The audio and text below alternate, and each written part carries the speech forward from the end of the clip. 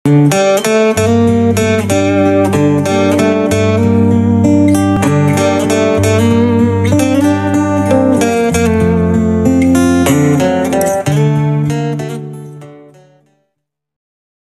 ada seorang ekstremis itu, singkat cerita mau ngebom tempat-tempat maksiat. Yang maksiat ini orang-orang Islam juga. Tapi saya ada nuduh sampean, pokoknya orang-orang Islam juga. Terus ditanya sama orang Islam moderat, andaikan mereka nanti mati dalam keadaan demikian, aina masiruhum, lalu mereka kemana? Ya ilanar, karena mati dalam keadaan maksiat. Terus ditanya sama yang moderat tadi, moderat soleh maksudnya, bukan moderat liberal, moderat soleh.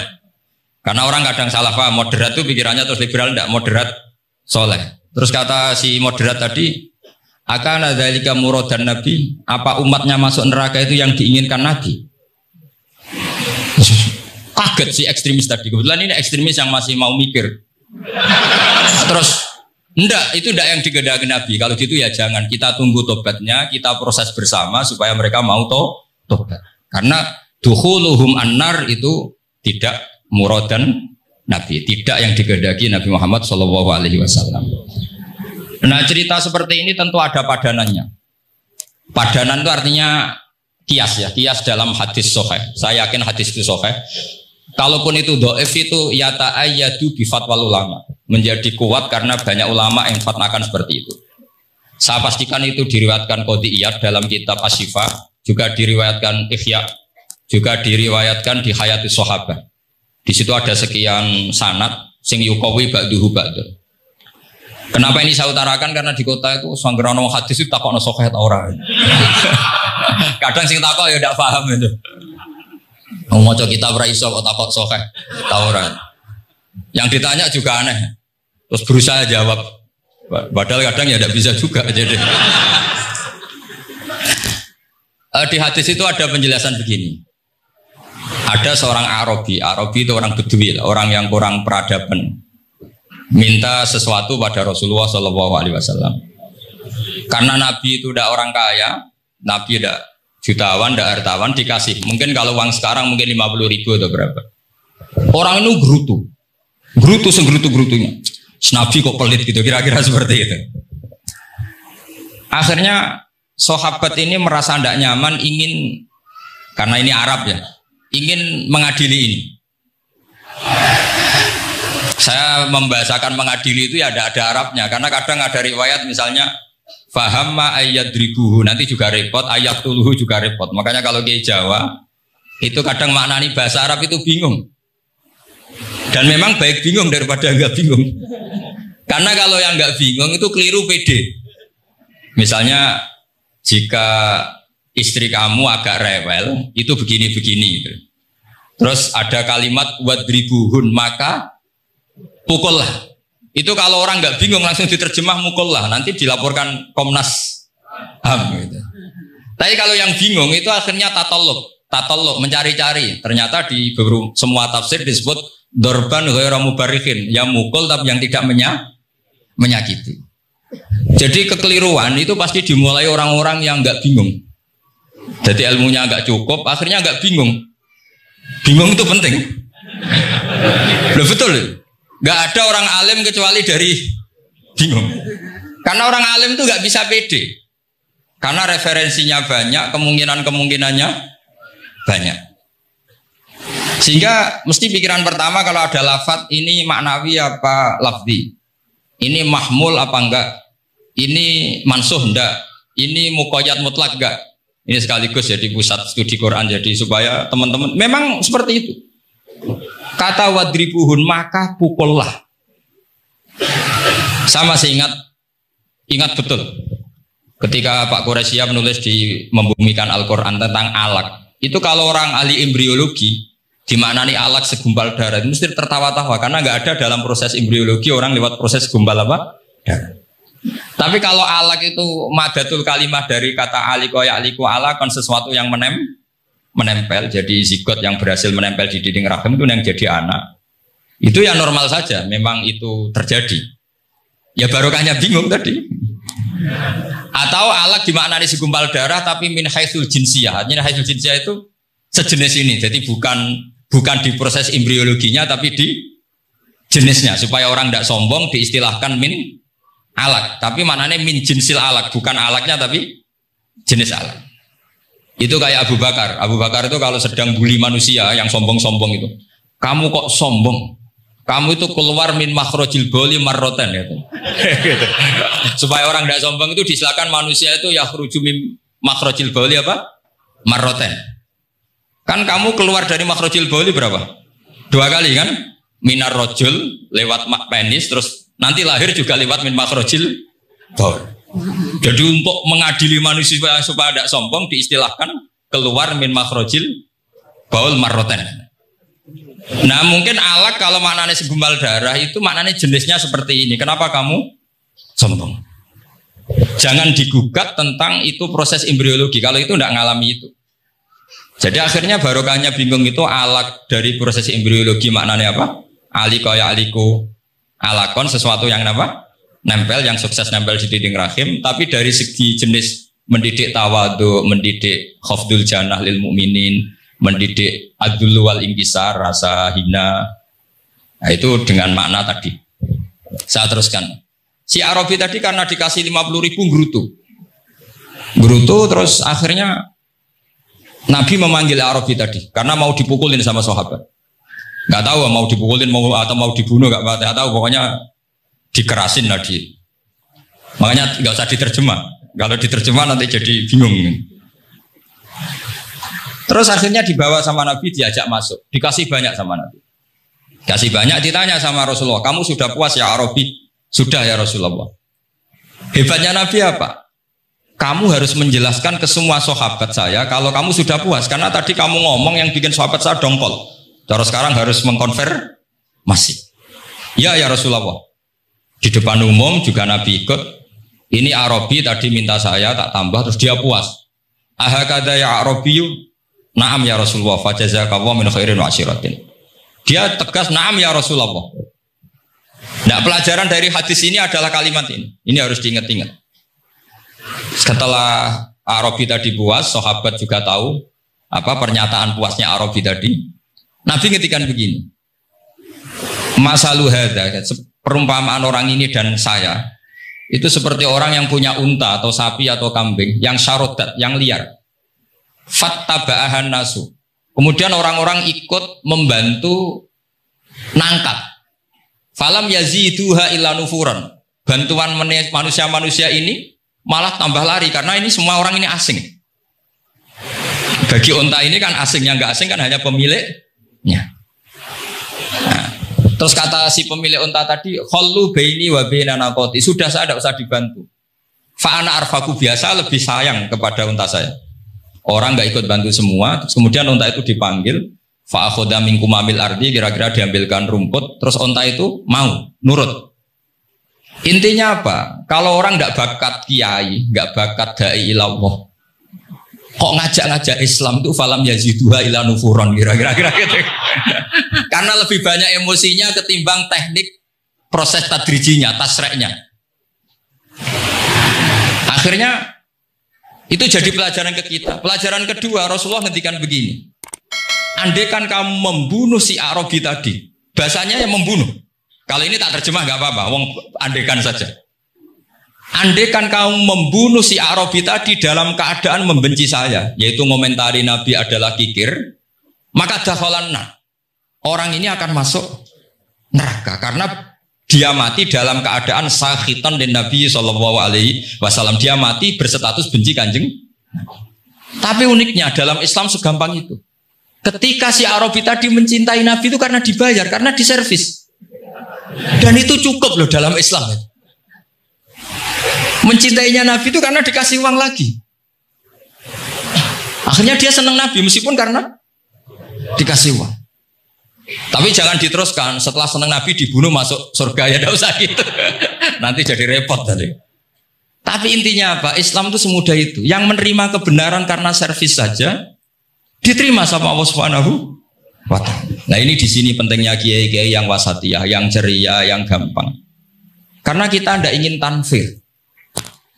Saya kemarin bikin makalah untuk 100 harinya guru saya Kiai Haji Maimun Zubair. Tak beri judul Al-Intisar Limadhabi Syekhina. Itu diantara yang saya tulis adalah Sayyidina Umar itu pernah diprotes sama banyak sahabat, termasuk Abu Bakar, karena Abu Bakar ke Umar ini lewat penunjukan.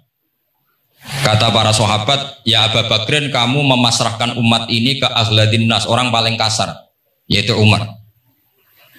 Tapi apa? Ketika ada sahabat yang memberanikan diri tanya Sayyidina Umar, namanya Abdurrahman bin Auf, kenapa engkau kasar pada umatnya Rasulullah SAW? Jawabnya Umar itu unik. Fawwah, lakot lintu hatta khasyitu waha fil lain. Walau kotis tadattu alaihim hatta khasyitu waha fis syiddah. Fa'ainal makhraj.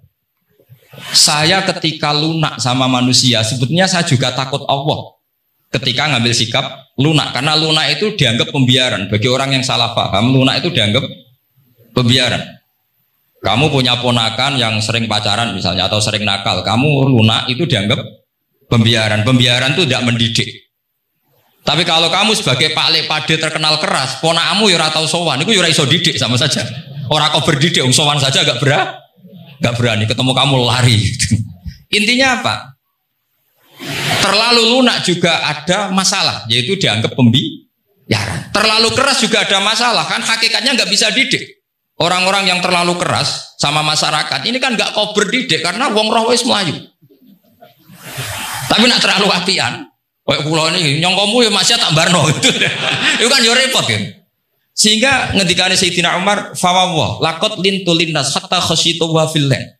Ketika saya ngambil sikap lunak, sebetulnya dia juga punya khasyah karena dianggap pembiaran. Tapi ketika saya terlalu ekstrim, saya juga takut Allah. Jangan-jangan itu tanfir, menjadikan orang jauh dari orang-orang soleh. Karena yang soleh terlalu keras. Fa'inal makhraj. Lalu jalan keluarnya gimana? Ya jalan keluarnya tadi, wasatiyah tadi. Jangan lunak yang sampai pembiaran, ya jangan keras sampai orang tanfir. Ukurannya apa? Ya tanya anak-anak PSG nanti karena yang baru mengkaji apa? Wasatiyah.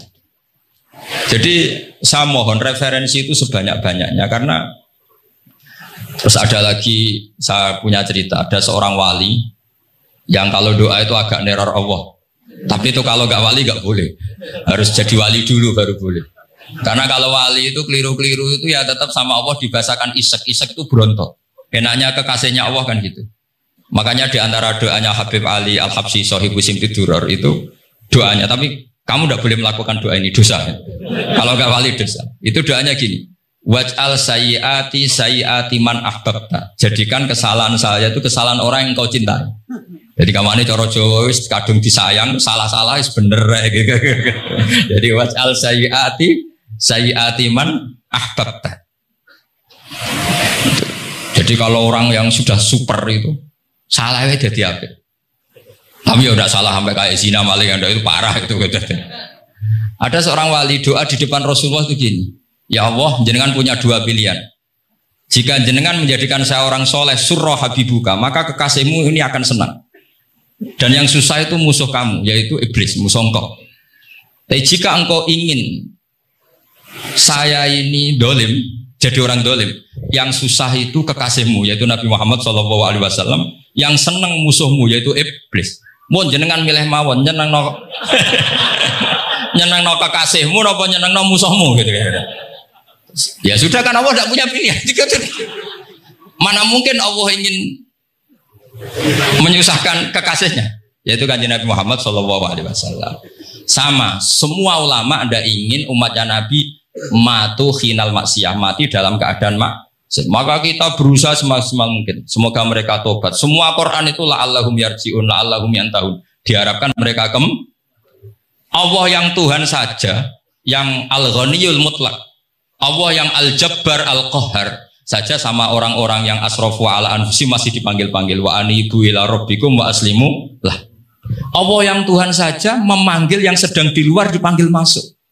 Masa kita gara-gara soleh yang over, yang sudah di dalam mau dikeluarin? Itu kan apa-apaan itu.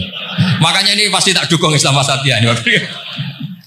Jadi saya dukung itu bihujjatin, bukan karena saya hormat Pak Kores orang sepuh, itu enggak. Memang bihujjatin.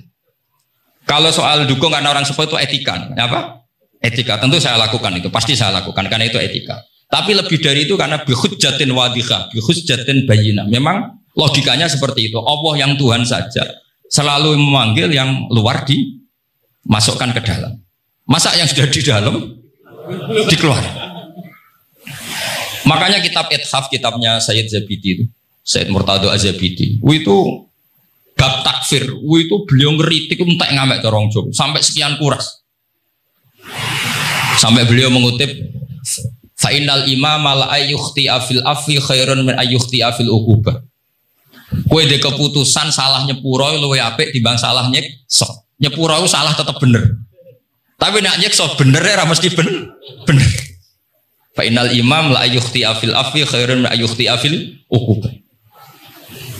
Sehingga beliau terus hampir sekian kuras. Coba hadis di Muslim, di Sahih Muslim itu Usamah ya. Kalau di Sahih Muslim itu rawinya disebut Usamah bin Zaid. Tapi di beberapa riwayat ada yang menyebut itu tidak Usamah. Sehingga banyak syarih mengatakan itu ta'addudul waqi'ah. Memang kejadiannya dialami sekian sahabat. Itu ada perang gitu. Ketika musuhnya terdesak, padahal musuh ini sudah memotong sekian tangan sahabat, ada yang sudah pernah baca sahabat. Ketika terdesak, dia mengatakan la ilaha illallah Muhammadur. Singkat cerita oleh Usamah tetap ditusuk sampai mati. Tapi sama Rasulullah ketika lapor, kamu membunuh setelah mengucapkan la ilaha illallah ya Usamah? Iya. Tapi innama qolaha muta'awwidan, dia mengatakan kalimat itu karena muta'awwidan, nyari perlindungan saja. Afala syaqaqta an batni, afala syaqaqta an qalbi. Sudah kamu lihat di dadanya.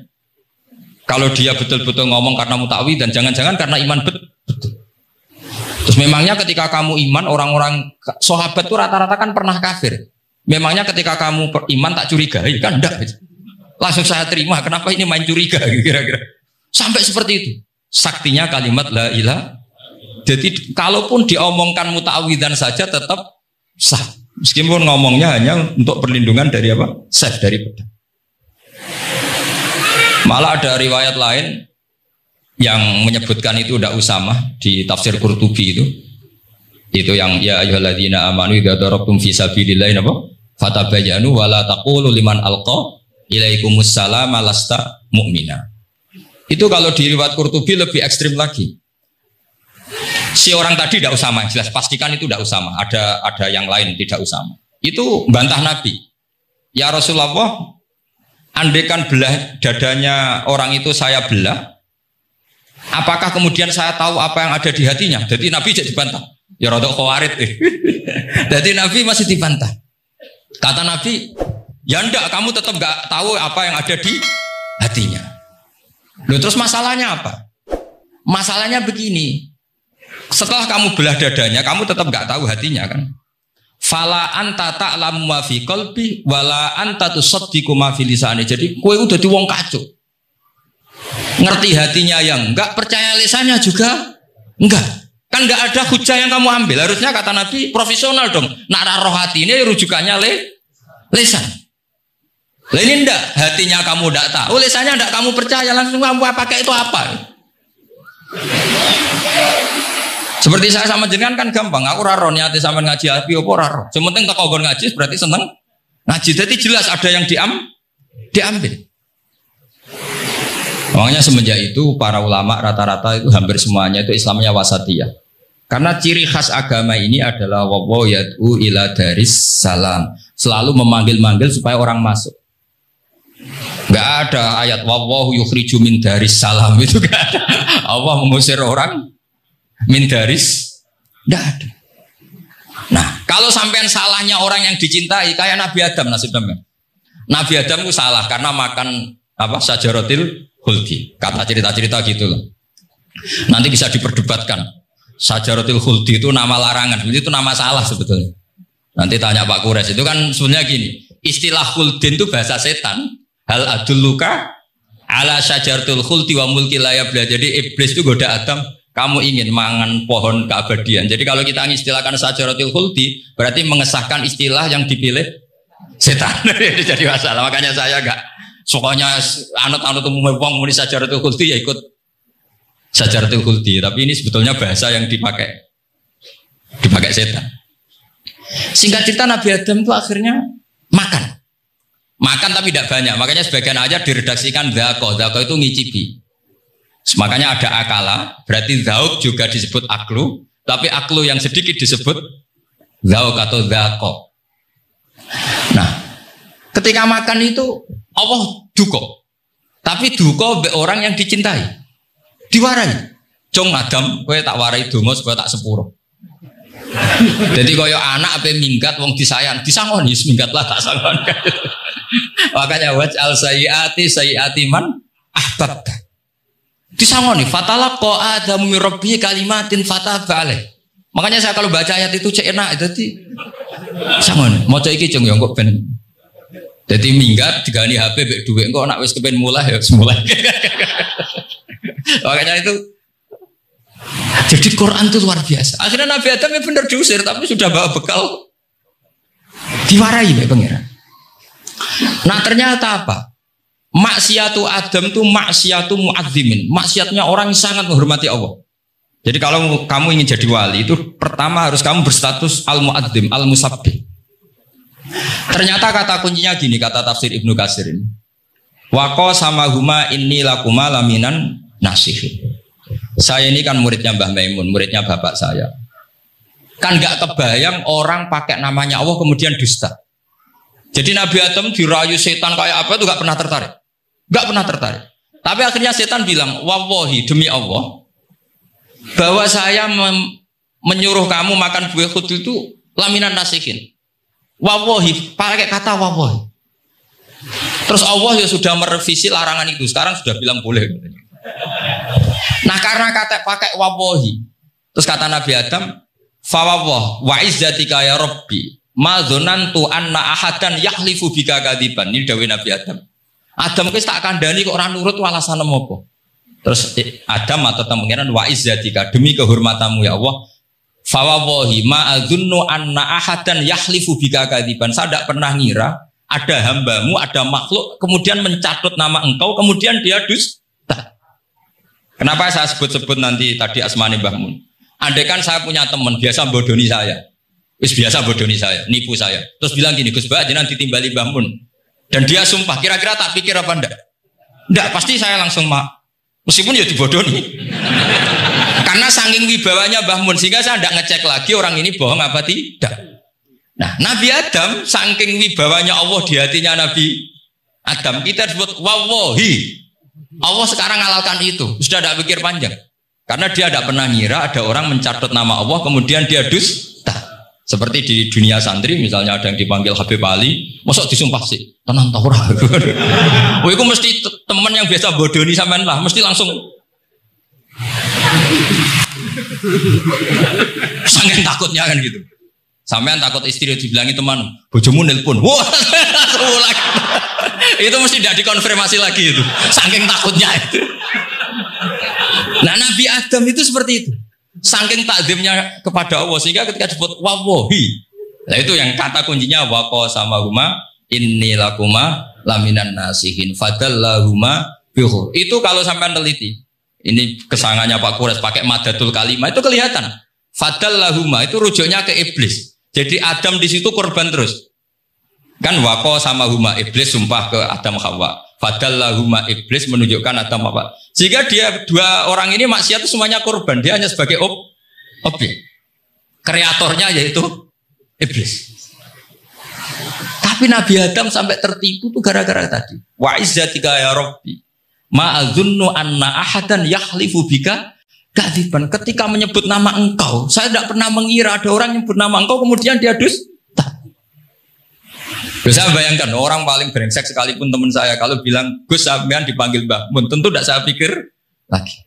Atau di pondok sini, Kang diceluk Habib Ali, ditimbali Habib Ali. Sampean konfirmasi apa enggak? Enggak kan? Apalagi ini Allah Subhanahu wa ta'ala. Jadi wong nek sebakat wali. Itu begitu. Nah, kalau jenis ini kok salah? Itu waj'al sayyiati man. Kanjeng Nabi dalam lahirnya juga pernah salah dalam lahirnya. Karena Nabi memberi izin orang-orang munafik gak ikut perang. Salahnya secara fikih adalah kewajiban perang zaman itu Karena zaman itu memang orang-orang kafir juga merangi kita sehingga kita dibulahkan merangi. Jangan hanya cerita Nabi perang berarti perang syariat ada gitu. Nabi perang karena diperangi. Jelas ayatnya udzina lilladzina yuqatalun, diberi izin bagi yang ngalami yuqatalun, diperangi baru diberi izin perang. Jangan langsung bangun tidur perang, itu enggak ada ayatnya. Qatilul ladzina yuqatilunakum, merangi yang merangi kamu, wa akhrijuhum ya min haitsu akhrajukum, ngusir yang ngusir kamu. Jadi perang itu akibat bukan sebab. Akhirnya Nabi itu secara fikih itu salah. Secara fikih lah, karena memberi izin orang munafik. Tapi Allah ketika sama Rasulullah Muhammad SAW karena kekasihnya, ngendikane sudah dimulai afallahu angka. Muhammad tenang wae wis tak sepuro. Cuma aku takok kena apa kok buka izin. Tapi itu kalimatnya afallahu dimulai dengan kalimat yang menyenangkan, afallahu. Jadi ibarat sampean salah sama orang tua. Wes sepeda mbok ora pamit itu ora salah. Cuma aku tetap takok alasan apa gitu loh. Tapi bilang wis gak apa-apa dong. Sepeda motor mbok gowo, mbok dol iku ora apa-apa. Cuma aku takok kena apa. Tapi mukadimahe ora apa-apa sih. Kayak apa Allah sama nabinya. Jadi mengkonfirmasi saja dimulai dengan afallahu an. Lima adin talahum. Wong karwan wong munafik gak ndek ngamal malah mbok ora perang. Ya malah ra tauhid mahkum. Jadi makanya terus orang-orang soleh kalau berdoa apa? Waj'al sayyiati man ahbab. Ya Allah, jadikan kesalahan saya adalah kesalahan yang orang yang kau cintai. Nah, yang paling dicintai Allah tentu umat Rasulullah Shallallahu Alaihi Wasallam.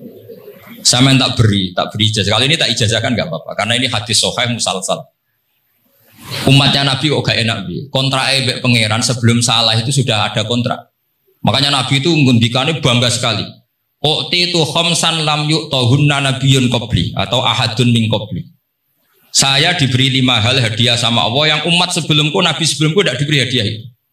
Di antara hadiah itu terbesar adalah wa'u'titu khawatima suratil Baqarah. Saya diberi hadiah akhir dari surat Baqarah. Kok ada hadiah gimana? Allah itu sudah naikkan kontrak dengan kita. Kita disuruh doa sama Allah. Rabbana la tu'akhidna in nasina wa akhtana. Ya Allah, suatu saat saya salah. Padahal kita pasti salah. Suatu saat Gusti, suatu saat kita salah. Jangan kasih sanksi.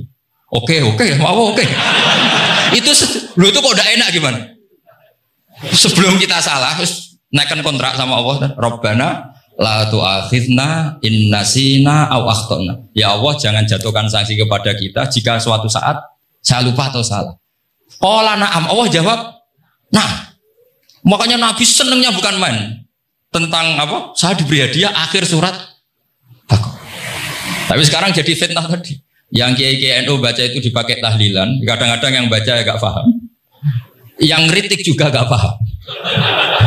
Jadi ya sudah, innalillahi wa inna ilaihi raji'un. Sebetulnya itu diabadikan di tahlil itu karena itu surat yang luar. Tapi sebagian yang baca agak paham sehingga ya dingin saja wong enggak paham. Tapi kalau kita yang paham itu luar biasa. Wong belum salah sudah ada perjanjian la tu'akhidna in nasina aw akhtana. Sama Allah dijawab, nah, yo mat, umatem nak salah orang langsung tak siksa. Aman. Maksudnya dintain tobat aja terus salah terus. Kayak makanya beda. Nabi itu begitu bangganya dengan surat akhir surat apa? Baqarah. Terus tafsir kedua. Umat ini adalah umat yang sifat Allah itu selalu aktif dan dua-duanya aktif. Ini perlu saya sampaikan berkali-kali. Dua-duanya aktif. Jika orang soleh itu nggak boleh mengadili orang dolim. Itu umatnya Rasulullah Shallallahu Alaihi Wasallam. Begini logikanya ya. Pernah ada cerita, ada orang soleh sedang sujud, diinjek sama orang fasik, al-asi lah orang fasik. Karena orang soleh ini diinjek, orang soleh, bawaan orang soleh itu ya kadang gampang marah, bawaan orang soleh. Tapi pas marah itu nyatut nama Allah. Fawawahi la yaghfirullahu laka, pakai nama Allah. Ada kan dia bilang asemane kue itu malah gak apa-apa gitu. Karena misoh-misoh sendiri itu kan urusan dia. Tapi pakai namanya Allah. Fawawahi la yaghfirullahu laka. Allah tidak akan ngampuni kamu. Itu Allah langsung memberi wahyu ila nabi hada zaman, ke nabinya zaman ini. Allah ngendikan gini. Ini yang cerita Rasulullah. mang dzalladzi yata'alla alayya alla aghfira li fulan faqad ghafartu lahu wa ahbattu amalak. Orang itu tak ampuni, yang sujud amalnya tak hilangkan. Kenapa? Allah tersinggung. Wong saya ini bisa aghfir, bisa ngampuni. Kenapa kamu nyifati saya hanya u'adzib? Jadi kira-kira Allah tuh tersinggung. Wong sifatku itu yo yaghfir wa yu'adzib kok ganti yu'adzib tok iku piye? Jadi sifatku kan hilang sitok itu. Paham ya? Jadi kalau kamu melihat orang-orang maksiat, pikiran kamu Allah yu'adzibuhum itu enggak fair. Bisa saja Allah yaghfiru lahum. Tapi kamu milih sitok tok, yaitu sifat yu'adzib itu enggak fair. Harusnya ya yaghfiru liman yasha wa yu'adzibu man yasha. Tapi orang soleh ini wallahu la yaghfiru wallahu laka, itu Allah tersinggung. Kenapa tersinggung? Karena Allah hanya disifati yu'adzib, bukan disifati yaghfir. Padahal Allah bisa yu'adzib, bisa yaghfir. Sehingga Wahsy ketika seperti itu, dia qatilu ahabbin nas ila Rasulullah, yaitu Wahsy adalah qatilu Hamzah. Ketika Nabi da'a alaihi, tidak usah diterjemah, itu sama Allah malah Wahsy dikasih tobat.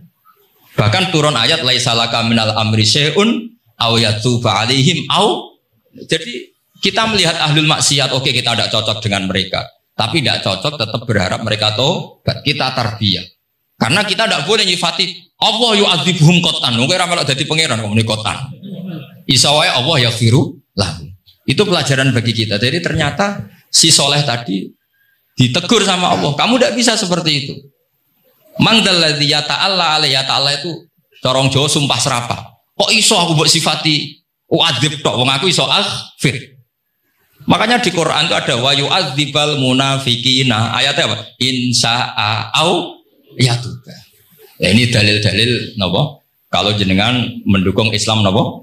Wasatiyah. Jadi an ilmin. Jadi saya dukung gerakan ini, satu an ilmin, dua memang secara etika. Pak Quraisy itu orang sepuh, tentu pilihan itu setelah sekian baca tafsir, baca referensi, beliau seorang akademisi, profesor, doktor. Tapi saya tetap mohon dukung kita itu an ilmin, apa? An ilmin. Memang dari awal Allah mensifati dirinya bisa yaghfir, bisa yu'adzib. Kenapa kita memastikan yu'adzib? Allah bisa yaghfir.